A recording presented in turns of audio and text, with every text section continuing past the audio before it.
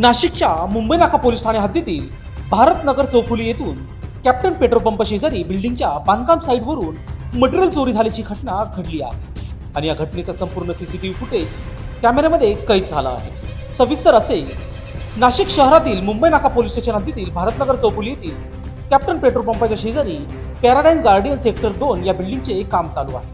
दिनांक 15/9/2024 रोजी मध्यरात्री चोरी झाल्याच्या घटनेचा संपूर्ण प्रकार सीसीटीव्ही कॅमेऱ्यामध्ये कैद झाला होता।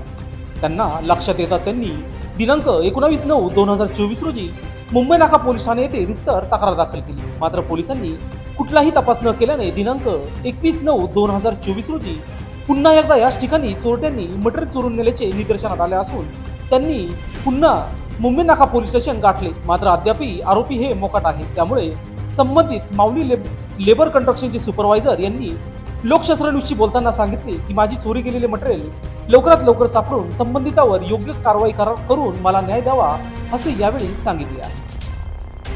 काय नाव तुमचं? भागवत मारुती गायकवाड। काय करता तुम्ही इथं? काय प्रकार घडला?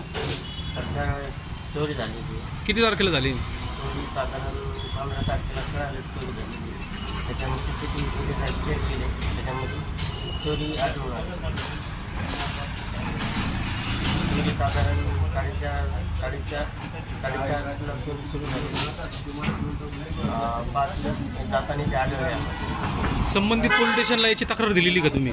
हां, संबंधित बॉम्बे नाका पोलीस स्टेशन